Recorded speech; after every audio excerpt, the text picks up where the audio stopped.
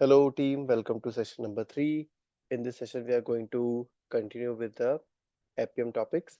So first of all अपन थोड़ा सा types of mobile apps के बारे में देख लेते हैं कि कितने टाइप की मोबाइल ऐप्स होते हैं जिनको हमको मतलब टेस्टिंग करनी पड़ती है. ठीक है. So let me open this quick link for you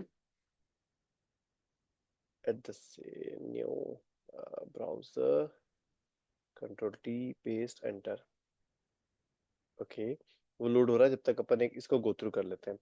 तो जनरली जब भी आप एक मोबाइल एप्लीकेशन की बात करते हैं, कोई भी एप्लीकेशन की बात करते हैं जिसको आप अपने मोबाइल डिवाइस पे चला रहे होते हैं, तो वो इन चार कैटेगरी में से किसी एक कैटेगरी को बिलोंग करती है. सबसे पहला तो है नेटिव ऐप, दूसरा है हाइब्रिड ऐप, तीसरा है वेब ऐप और चौथा है प्रोग्रेसिव वेब ऐप. ठीक है. तो before I give you the details about these apps, कोई इसमें वो करना चाह रहा है, मतलब can anyone tell me what these apps are? Native का मतलब क्या, हाइब्रिड का मतलब क्या, वेब का मतलब क्या और प्रोग्रेसिव वेब एप्स का मतलब क्या? एनीवन?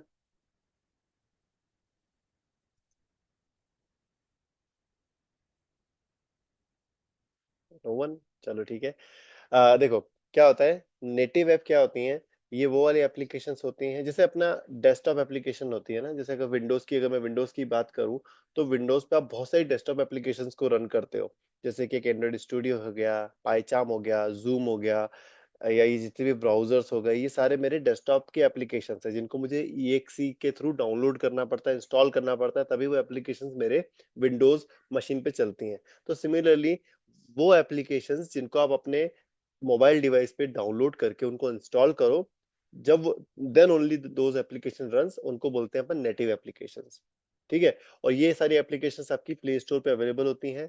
और इनका जो क्रिएट करने का कोड, मतलब कैसे क्रिएट करते हैं डेवलपर्स इनको, आपका जो भी प्लेटफॉर्म है, suppose if you are talking about Android, तो यूजिंग दिस एंड्रॉइड स्टूडियो, और एंड्रॉइड स्टूडियो को यूज करके आपके जो डेवलपर्स हैं, आपकी जो एप्लीकेशन का पूरा सोर्स कोड जावा में क्रिएट करते हैं, देन उसको पूरा कंपाइल करके एक APK एक्सटेंशन का एक पैकेज बनाते हैं, and they share that package with you, और they put this package on the Play Store. अगर एंड्रॉइड की अपन बात कर रहे हैं तो राइट. और आप प्ले स्टोर से उस एप्लीकेशन को डाउनलोड करते हो, and then you install that application on your local device, जो आपका फिजिकल डिवाइस है उस पे या एमुलेटर पे, and then you launch that application and then use it. ठीक है. तो जो नेटिव एप्लीकेशंस होती हैं, जो उनका सोर्स कोड होता है, वो प्लेटफॉर्म डिपेंडेंट होता है. प्लेटफॉर्म का मतलब उसके अकॉर्डिंग रहता है. अगर एंड्रॉइड है तो वो जावा में उसका कोड करेगा आपका डेवलपर, जावा, कॉटलिन या जो भी उसकी लैंग्वेज होती है. अब ये अगर अपन iOS की बात करें, आईफोन की बात करें, तो आईफोन की जो नेटिव एप्स होती हैं, वो डेवलपर ऑब्जेक्टिव सी को यूज करता है to create those apps, and they use पूरा मैक का इकोसिस्टम वो यूज करते हैं, अपना एप्पल का इकोसिस्टम यूज करते हैं to create those apps, as well as they put those applications on app store of Apple, है ना. वहां से फिर आप उन एप्लीकेशन को डाउनलोड करके यू कैन यूज देम. ठीक है. और आपकी जो नेटिव एप्स होती है ना, उनका जो डेटा रहता है कंप्लीटली आपके लोकल डिवाइस की मेमोरी में ही स्टोरेज रहता है, स्टोर्ड रहता है. ठीक है. And in some cases they also link with the server. Okay. तो इसका देखो, नेटिव एप्स का गुड एग्जांपल जो है यहाँ पे मैंने आपको लिख के दिया हुआ है. कौन कौन से? गूगल मैप्स हो गया, स्पॉटिफाई हो गया, टेलीग्राम हो गया, व्हाट्सएप हो गया. ठीक है. तो आप देखो, WhatsApp, Telegram, Spotify, Google maps, ये सभी एप्लीकेशंस वेब से भी कनेक्टेड हैं, but at the same time these applications are native to your device as well. You have to install them to use them, and in many cases इनका जो data होता है वो आपके लोकल डिवाइस की स्टोरेज में ही stored रहता है. तो भले आपका इंटरनेट नहीं भी चल रहा है, but still you can work with this apps. और इनका एक एडवांटेज ये होता है नेटिव एप्स का, कि दे आर वेरी फास्ट, उनकी परफॉर्मेंस बहुत हाई होती है. ठीक है. अब अपन ये जो URL है, इसी URL को थोड़ा सा नीचे स्क्रॉल करके अपन देखते हैं यहाँ पे. ये देखो, native apps are built specifically for a mobile device operating system. ठीक है. देन इसके बाद में अपन यहाँ पे देखते हैं कि कौन कौन सी टेक्नोलॉजी यूज की जाती है नेटिव एप्स के लिए. जावा, कॉटलिन, पाइथन, स्विफ्ट, ऑब्जेक्टिव सी, एक्सेट्रा. अब ये सारी जो लैंग्वेजेस हैं, मतलब एक प्लेटफॉर्म के लिए नहीं है, अलग अलग प्लेटफॉर्म के लिए अलग अलग लैंग्वेज है. जावा, कॉटलिन आपकी इसके लिए हो जाएगी, आई मीन एंड्रॉइड के लिए. ऑब्जेक्टिव सी आपकी iOS के लिए हो जाएगी, और Python Swift can be for some other platforms, right. अब प्रोज क्या है आपके नेटिव एप्लीकेशन के, कि वो बहुत फास्ट होती हैं और उनका परफॉर्मेंस बहुत बेटर रहता है.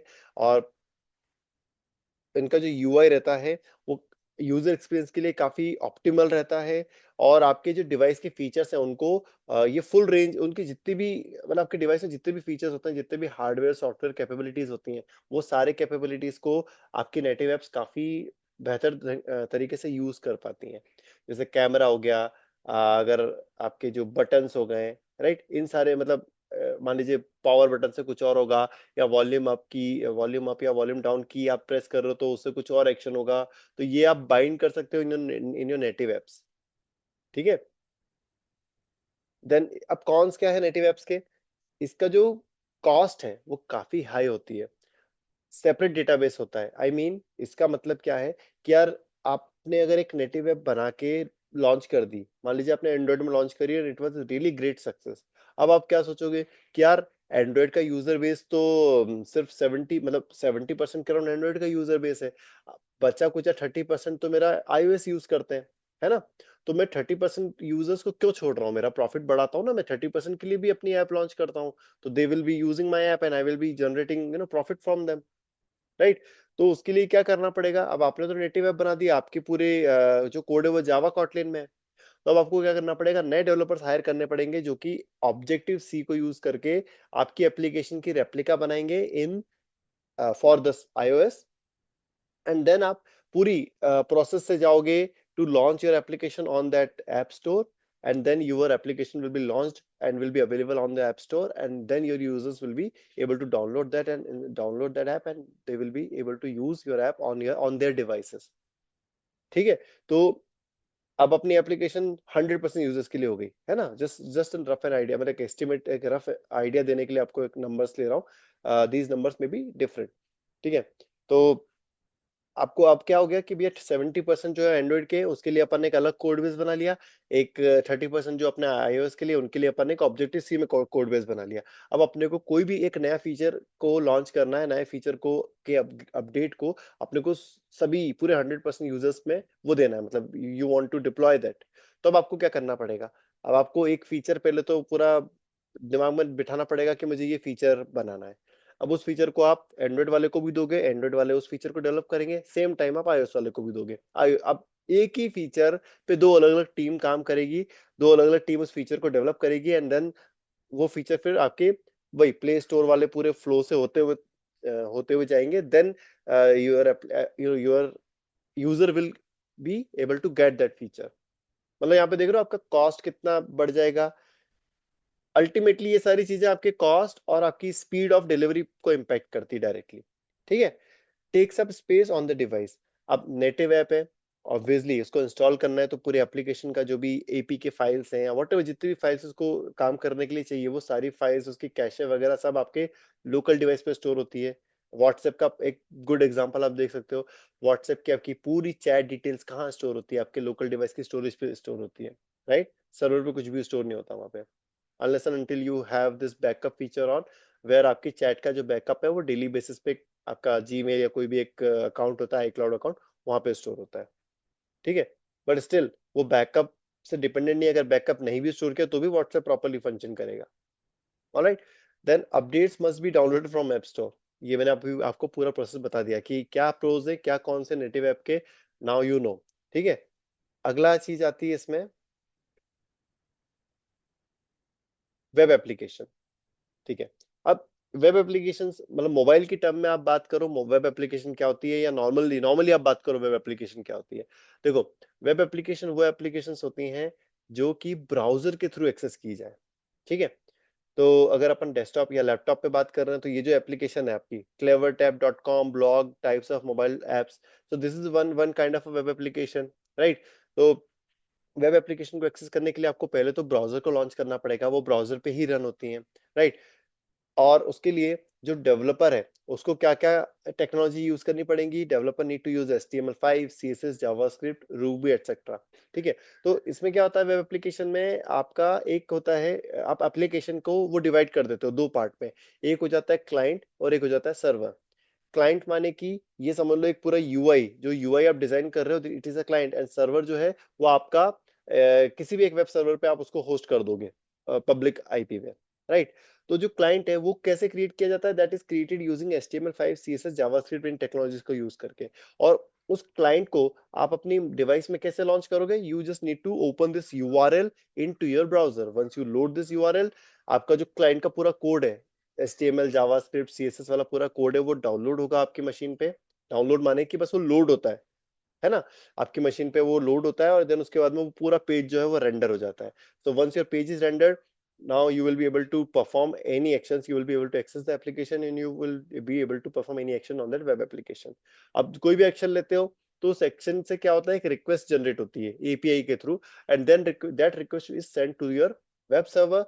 Then web server will respond to that request and you will get the response and you will get the action। मतलब आप देख पाओगे कि क्या एक्शन का रिजल्ट क्या आया। ठीक है, तो सिमिलरली आपके मोबाइल पे भी वेब एप्लीकेशंस काम करती हैं इन योर ब्राउजर, जो मोबाइल का ब्राउजर होता है उसमें। बस उसमें दोनों एक वेब इस ये जो मोबाइल के लिए वेब एप्लीकेशन है उसमें डिफरेंस ये होगा कि इट विल बी रिस्पॉन्सिव। तो यहाँ पे रिस्पॉन्सिवनेस होनी चाहिए आपके वेब एप्लीकेशन में, तभी वो आपके अलग अलग डिवाइसेस पे प्रॉपरली फंक्शन कर पाएगी। हर फोन का रेजोल्यूशन सेम नहीं होता है, right, you know that. Even tablet also comes in the same category. तो अगर आपकी कोई भी वेब एप्लीकेशन बना रहे हो, ये क्लेवर टैब की अगर अपन बात करें, तो इसके डेवलपर ने इस वेब एप्लीकेशन को ऐसे बनाया होगा कि यार ये किसी भी रिजोल्यूशन पे प्रॉपरली फंक्शन करे। कोई भी टेक्स्ट कट नहीं होना चाहिए। जो मेनू, आपका जो यूआई है या जो भी मेनू वाली हाइपरलिंक्स है, वो ज्यादा रियल एस्टेट कैप्चर ना करे। It should be converted into one hamburger menu where you can click on it and then you can see all the menu options। तो ये जो responsiveness वाली चीज है वो यहाँ पे अपना एक्स्ट्रा एक ऐड हो जाती है, अगर अपन मोबाइल वेब ऐप की बात कर रहे हैं in terms of mobile. Alright, तो ये आपको टेक्नोलॉजीज वगैरह समझ में आ गई होगी। अब इससे फायदा क्या होता है, देखो वेब एप्लीकेशंस का मतलब अपन देखते हैं प्रोज एंड कॉन्स, देखते हैं क्या है। वेब एप्लीकेशन जो होती हैं वो आपके जो ब्राउजर पे चलती हैं। आपका भले आईओएस हो चाहे एंड्रॉइड हो चाहे कोई भी, आप टैबलेट ले लो, टीवी ले लो, व्हाटएवर, हर आपका जो प्लेटफॉर्म है उसमें एक ब्राउजर आपको इनबिल्ट मिलता है। नहीं मिलता तो you can install the browser. तो once you install the browser you can launch it and then you will be able to access your web application. तो वेब एप्लीकेशन को एक्सेस करना बहुत सिंपल है। It is like cross platform, you can run your web application on any platform. Second advantage क्या है, easier to maintain, single code base. Web application के लिए अपन एक सिंगल कोड बेस ही बनाते हैं। मतलब आप अलग अलग आईओएस के लिए या एंड्रॉइड के लिए या मतलब कोई भी टैबलेट वगैरह, उनके लिए आप अलग अलग कोड बेस नहीं बनाते हो। You just create one single code base, और सिंगल कोड बेस में आप रिस्पॉन्सिवनेस वाला जो कंसेप्ट है उसको अप्लाई कर देते हो। Then your application will be able to work on each and every device, right. तो इससे क्या हुआ कि भैया जो क्लाइंट है या जो आपका यूआई है, जीयूआई है, वो एक सिंगल ही कोड बेस बन रहा है, राइट। और सर्वर को तो फर्क पड़ता नहीं है। सर्वर को तो सिंपली जो भी रिक्वेस्ट आ रही है उसका रिस्पांस देना है ना। तो अगेन उसमें भी अपने को कोई मतलब चेंजेस नहीं करने पड़ेंगे। जो भी आपका चेंज होगा वो एक सिंगल कोड बेस में चेंज होगा, and that single code base will be written in HTML CSS. Then next is user don't run out of storage. Web application में जो भी डेटा आप क्रिएट करते हो, वॉट एवर डेटा, मतलब आप अगर खुद का कोई ब्लॉग लिख रहे हो, या अगर मान लीजिए आप मतलब वॉट एवर डेटा आप क्रिएट कर रहे हो, वो सारा डेटा आपके लोकल डिवाइस में स्टोर नहीं होता, उसकी मेमोरी में स्टोर नहीं होता। वो स्टोर होता है आपके वेब एप्लीकेशन के सर्वर में। तो आपका जो डिवाइस है वो कंप्लीटली फ्री रहता है, उसका स्टोरेज यहाँ पे यूज नहीं होता है। तो ये सारे प्रो हो गए अपने वेब एप्लीकेशन के। अब कॉन्स क्या है, this application depends on a browser. आप ब्राउजर के बिना इस एप्लीकेशन को एक्सेस नहीं कर सकते। needs an internet connection, this is the like you can say the biggest disadvantage। अगर कनेक्टिविटी गई तो आपकी वेब एप्लीकेशन नहीं चलेगी, ठीक है। then may not always integrate well with the device hardware, right, this is again another thing कि यार नेटिव जो रहती हैं वो आपके डिवाइस के जो बटन्स रहते हैं, हार्डवेयर रहते हैं। जैसे आप बात करें कि आज की डेट में ये फिंगरप्रिंट स्कैनर आ गया है, आईफोन में अपना फेस स्कैनर आ गया है जो कि आपके फेशियल स्कैन को कर लेता है। Then it allows you authentication authorisation वाली एक एक्स्ट्रा उसमें फैसिलिटी मिल जाती है। वो सारी फैसिलिटी आपको वेब एप्लीकेशन में नहीं मिल पाती है। क्यों? क्योंकि वो आपके जो डिवाइस के हार्डवेयर से इंटीग्रेट ही नहीं हो पाता है, राइट। तो ये आपको क्लियर हो गया होगा वेब एप्लीकेशन के प्रोज एंड कॉन्स, ठीक है। एक मिनट इसको बंद कर दूं मैं। ऑलराइट, अब इसके एग्जांपल क्या है, एक वेब एप्लीकेशन का एग्जांपल क्या है, अपन वापस से जाते हैं अपने इसमें। तो ये देखो वेब एप्लीकेशन के एग्जांपल्स क्या हैं, आपकी जो अमेजन की वेबसाइट हो गई, या अरे इतने सारे एग्जांपल, ये सारे एग्जांपल अपन जो जितनी भी साइट्स अपन यूज कर रहे हैं, it's all the example of your web application, ठीक है। अमेजन हो गई, कैनवा हो गया, नेटफ्लिक्स हो गया, वॉलमार्ट हो गया, ये सारी कुछ एप्स हैं जो कि आप यूज करते हो, and these are all examples of web applications, ठीक है। नेक्स्ट है अपना हाइब्रिड एप्लीकेशंस, ठीक है। हाइब्रिड एप्लीकेशंस क्या होती हैं, ये आपकी नेटिव एप्लीकेशंस और वेब एप्लीकेशंस का मिक्स होता है। ये क्या करते हैं, जो आपकी टेक्नोलॉजीज होती हैं लाइक एचटीएमएल सीएसएस जावास्क्रिप्ट को, उनको रैप कर देते हैं in a native shell to allow access to platform specific capabilities, ठीक है, एंड ऐप स्टोर डिस्ट्रीब्यूशन। मतलब देखो सिंपल सा ये इसमें ये होता है कि आपका एक, अगर एक वेब एप्लीकेशन एक्सेस करना है, जैसे एक सिंपल टर्म में अपन बात करें, एक वेब एप्लीकेशन को अपने को एक्सेस करना है तो उसके लिए अपने को एक ब्राउजर चाहिए रहेगा, राइट। और वो जो ब्राउजर होता है वो क्या होता है, वो तो नेटिव एप्लीकेशन होता है। तो अगर अपन क्या करें, ब्राउजर का जो पूरा वो है मतलब खांचा, या उसको शेल को अगर अपन उठाएं और उसके अंदर अपन अपनी एप्लीकेशन का सिर्फ यूआरएल वगैरह सब वो कर दें हार्ड कोड, मतलब सामने वाले को यूआरएल में चेंजेस करना या नेविगेट बैक फॉरवर्ड जो ब्राउजर लेवल एक्शंस होते हैं वो एक्शंस ना देते हुए, अपन तो सीधे सीधे बोल दो कि जैसे ये वाला जो हमारा ब्राउजर है, अगर आप लॉन्च करते हो तो it will directly access to हमारी एप्लीकेशन को लॉन्च कर देगा और एप्लीकेशन का जीयूआई आपको दिखा देगा which is created in the HTML CSS. तो सिंपल सी बात है कि अपने को एक नेटिव का शेल लेना है, नेटिव के शेल के अंदर अपने को अपनी जो वेब एप्लीकेशन है उसको वो कर देना है हार्ड कोड। तो ये आपकी बन जाएगी हाइब्रिड ऐप, जो कि यहाँ पे आपको क्लियर कट समझ में आ रहा होगा, बहुत क्लियरली उन्होंने लिख रखा है, this is the clearest definition of an hybrid app, ठीक है। अब इसके लिए देखो कौन कौन सी आप मतलब टेक्नोलॉजी यूज करते हो हाइब्रिड एप्स को क्रिएट करने के लिए। You use objective C, Ionic, Swift, HTML5 etcetera, right. तो ये जो ऑब्जेक्टिव सी, आयोनिक, स्विफ्ट है, ये सब के लिए यूज की जाती है to create the native shell, और उसके बाद में HTML5, CSS, JavaScript are use to create the web part of your application, ठीक है। अब इसमें प्रोज एंड कॉन्स क्या है देखते हैं अपन।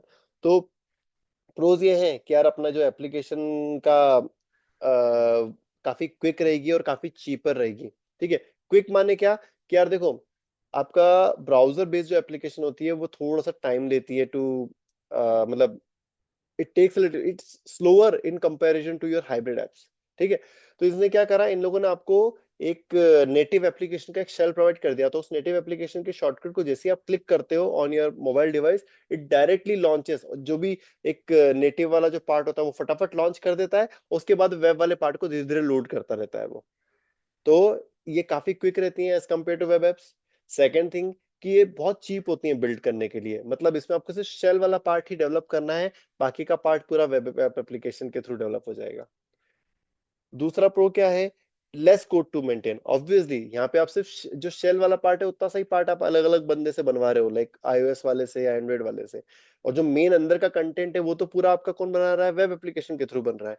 तो नेटिव ऐप की तुलना में यहाँ पे आपको कम कोड मेंटेन करना पड़ रहा है, बट ऑब्वियसली ये वेब एप्लीकेशन की तुलना में ज्यादा कोड आपको करना पड़ेगा यहाँ पे मेंटेन। कॉन्स क्या रहेगा, lakhs the power of native app. Obviously देखो नेटिव ऐप आपकी बहुत ज्यादा फास्ट होती हैं और वो ज्यादा कैपेबिलिटी प्रोवाइड करती है in terms of your device accessibility. तो वो थोड़ा सा मतलब यहाँ पे आपको कुछ कुछ पार्ट मिल जाएगा बट पूरा नहीं मिलेगा यहाँ पे।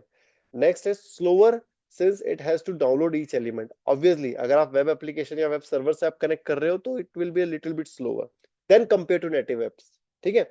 नेक्स्ट है certain features might not be usable on some devices.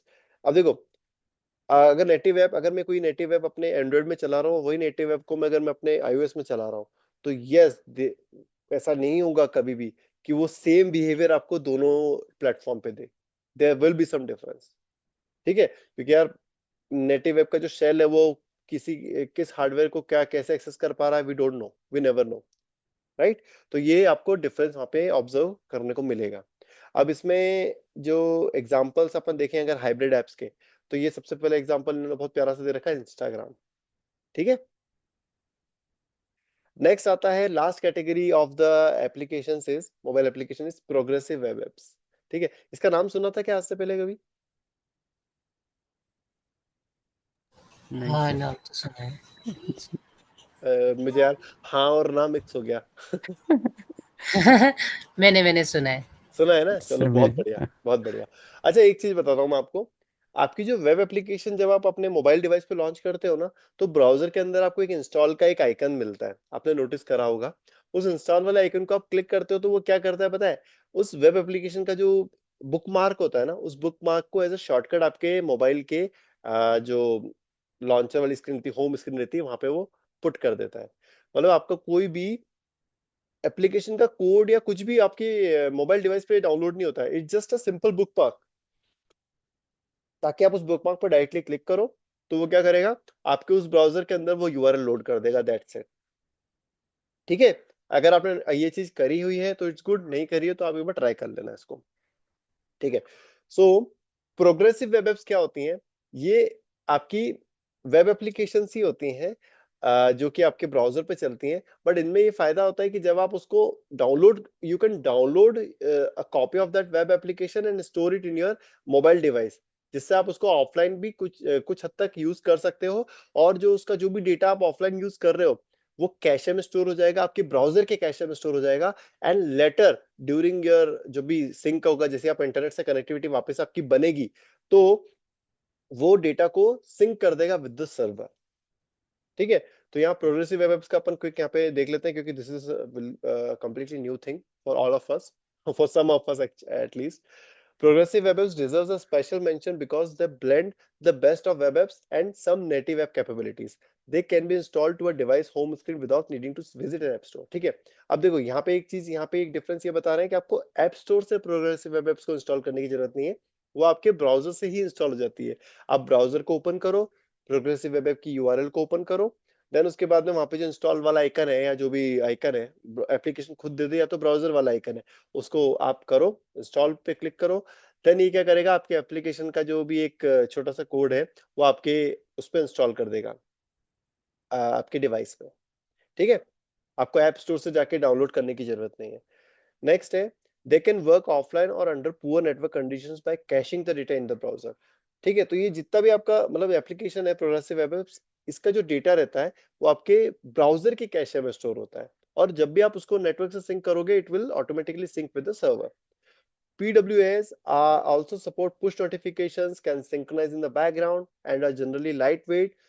ठीक है। अब ये देखो, ये क्या है, क्या देखो, पुश नोटिफिकेशंस आपकी कोई भी एप्लीकेशन के लिए बहुत इंपॉर्टेंट एस्पेक्ट है, क्योंकि वही आपके यूजर को एंगेज करता है विथ योर एप्लीकेशन। आप पुश नोटिफिकेशन नहीं दोगे तो यूजर क्या है कि आपकी एप्लीकेशन को उसका मतलब ज्यादा एंगेज नहीं करेगा वो।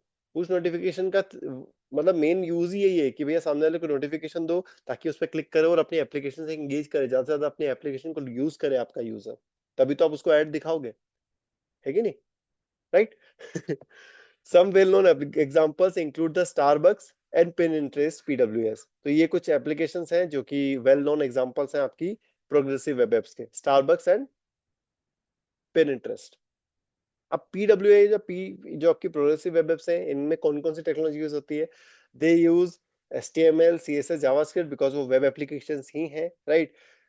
और ये क्या करते हैं, कुछ एक्स्ट्रा चीजों को यूज करते हैं, like service worker and web app manifest, जिससे कि वो आपके डिवाइस पे भी फंक्शन कर पाए। ठीक है, विदाउट मतलब कैश है वगैरह, ये सब चीजों को एक्सेस कर पाए। प्रोज, इसका प्रोज ये है कि आप डायरेक्टली इसको ब्राउजर से इंस्टॉल कर सकते हो, आपको ऐप स्टोर जाने की जरूरत नहीं है।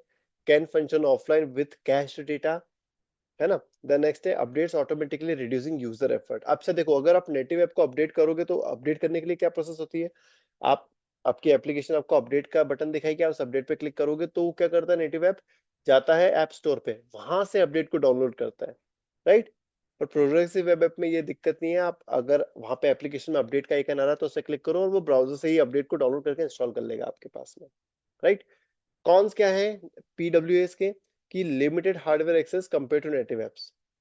Obviously this is web app, तो जो वेब ऐप आपका जो हार्डवेयर का एक्सेस मिल रहा होगा वही यहाँ पे मिल रहा होगा। तो नेटिव और हाइब्रिड से तो बहुत कम आपको हार्डवेयर एक्सेस मिलेगा यहाँ पे। Less visibility in official app store, obviously you are downloading this पीडब्ल्यूएस को जो है आप ब्राउजर से डायरेक्टली इंस्टॉल करते हो, तो ये ऐप स्टोर में आपको मतलब एक जो साइकिल है ना ऐप स्टोर पे एप्लीकेशन को लेके जाने की, वो साइकिल आपको कंप्लीटली बचा लेता है पीडब्ल्यूएस। तो ऐप स्टोर पे आपकी एप्लीकेशन किसी को दिखेगी ही नहीं कभी, right? Requires users know how to add to home screen। User को ये प्रोसेस करने आनी चाहिए, तभी वो उस एप्लीकेशन को, पीडब्ल्यू एप्लीकेशन को इंस्टॉल कर पाएगा लोकल पे अपने डिवाइस पे, and he will be able to use it. ठीक है। अब अपन क्विकली यहाँ पे देख लेते हैं कि यार मतलब एक छोटा सा चार्ट है यहाँ पे। It will be really good to visualise कि भैया परफॉर्मेंस और रिसोर्सेज आपका, अगर कोई भी डिवाइस है उसकी परफॉर्मेंस, और अगर मैं रिसोर्सेज का को एक चार्ट के फॉर्मेट में प्लॉट करूं कि भैया देखो यहाँ पे ये मिनिमल आपका यहाँ पे आ रहा है मिनिमल। ये क्या हो गया भैया? है, चलो ठीक है। यहाँ आ गया आपका minimal resources, sorry minimal performance. यहाँ आ गया आपका गुड परफॉर्मेंस, और यहाँ आ गया आपका बेस्ट परफॉर्मेंस इस चार्ट में, इस लाइन में। देन यहाँ पे आ गया आपका रिसोर्सेज की कौन सबसे लीस्ट रिसोर्स यूज करता है, कौन मिड में रहता है, और कौन सबसे ज्यादा रिसोर्सेज यूज करता है आपके एंड्रॉइड डिवाइस के या कोई भी फिजिकल डिवाइस के। तो सबसे मिनिमल परफॉर्मेंस और सबसे कम रिसोर्स यूज करने वाली होती है आपकी वेब ऐप।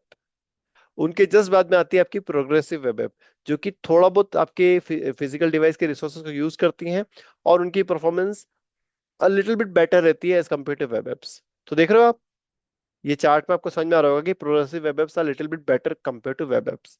देन आप परफॉर्मेंस देखोगे तो जो आपकी हाइब्रिड एप्स है उनका परफॉर्मेंस और बेहतर रहता है, बट वो रिसोर्सेज काफी ज्यादा यूज करते हैं। देखो अब मिड पे आ गए अपन रिसोर्सेज के टर्म्स में। देन सबसे बेस्ट जो आपकी एप्लीकेशन होती है जो परफॉर्मेंस की टर्म्स में बात करें, तो वो होती है नेटिव एप्स। बट जो रिसोर्सेस हैं आपके आपके फिजिकल डिवाइस के, वो सबसे ज्यादा भी यही यूज करती हैं। देख रहे हो आप, most native apps, right? So this is it about this particular slide. इसमें कोई क्वेश्चन क्वेरीज है क्या कि अपन आगे बढ़े? चलो ऑलराइट। तो जो मैंने लिंक अभी ओपन करी थी वही लिंक मैंने इधर यहाँ पे भी दे रखी है। अपने जो सेक्शन रहता है यहाँ पे, आप यहाँ पे इस लिंक को ओपन करके you can go through little bit more. ठीक है। अब मेरा पर्पस क्या था कि यार ये native hybrid web app progressive web app को बताने का पर्पस क्या था? मेरा पर्पस इसलिए था क्योंकि दोस्तों आप जो भी एप्लीकेशन को टेस्ट कर रहे हो या ऑटोमेट कर रहे हो, टेस्ट मतलब मैनुअली टेस्ट नहीं, ऑटोमेशन की हेल्प से जब आप टेस्ट कर रहे हो, तो उस एप्लीकेशन के ऊपर कोई भी एक्शन परफॉर्म करना है तो you will have to first locate the elements on which you need to perform actions. ठीक है। तो ये लोकेटर्स वाला जो पार्ट है ये कवर करना है अब अपने को नेक्स्ट। तो इसको समझने के लिए आपको एप्लीकेशन का स्ट्रक्चर समझना पड़ेगा कि अरे एप्लीकेशन जो जिस एप्लीकेशन को मैं ऑटोमेट कर रहा हूँ वो उसका स्ट्रक्चर क्या है, whether it's a web app, whether it's a native app, whether it's a hybrid app, whether it's a PW app, right? तो अब ये चार्ट जो आपको दिख रहा है यहाँ पे, ये आपको बता रहा है कि यहाँ पे जो लोकेटर के जो जितने भी अवेलेबल टाइप है अपने पास में, आईडी, एक्सेसिबिलिटी, नेम, व्हाटएवर है ना, अभी इसमें ज्यादा डीप में मत जाओ। अभी बस ये इंट्रोडक्शन है लोकेटर का। अब ऑटोमेशन अपन करेंगे तो लोकेटर से ही खेलेंगे अपन mainly. So it's just to give you an idea. हम इसको और आगे फर्दर अच्छे डीप में स्टडी करेंगे। इंट्रोडक्शन क्लास है, so don't take any kind of stress और pressure on you. Then locator type देखो, ID, accessibility ID, class name, X path, UI automator, selector, predicate, string, chain, class chain, CSS selector, link text, ये जितने भी type के locator हैं, ये native पे कैसे बिहेव करते हैं, वेब ऐप पे कैसे बिहेव करते हैं, हाइब्रिड ऐप पे कैसे बिहेव करते हैं, उसका एक अपन ने यहाँ पे क्विक चार्ट प्लॉट किया है। आपको जहां पे राइट सिंबल दिख रहा है, दैट मीन्स कि वो वाला लोकेटर टाइप जो है आपका उस टाइप की ऐप पे फंक्शन करेगा। जहां पे एक्स दिख रहा है वहां पे नहीं फंक्शन करेगा। और जहां पे आपको कुछ कंडीशन भी दिख रही होंगी राउंड ब्रैकेट में, कि भले यहाँ पे ये चेक है आईडी के, आईडी में आप नेटिव ऐप में ये चेक है, बट स्टिल यहाँ पे कुछ स्पेशल कमेंट दिए गए हैं कि यार अगर आप एंड्रॉयड में अगर बात करेंगे तो एंड्रॉयड में रिसोर्स आईडी विल बी को relating with this ID part.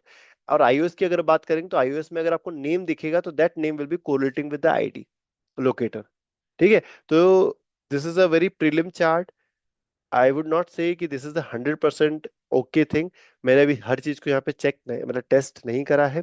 जब हम काम करेंगे, when will test test these things, तो अब हम इसी चार्ट पे वापस आएंगे, और कुछ भी हमें अगर डिफ्लेक्शन लगता है तो उस डिफ्लेक्शन को हम यहाँ पे अपडेट कर देंगे।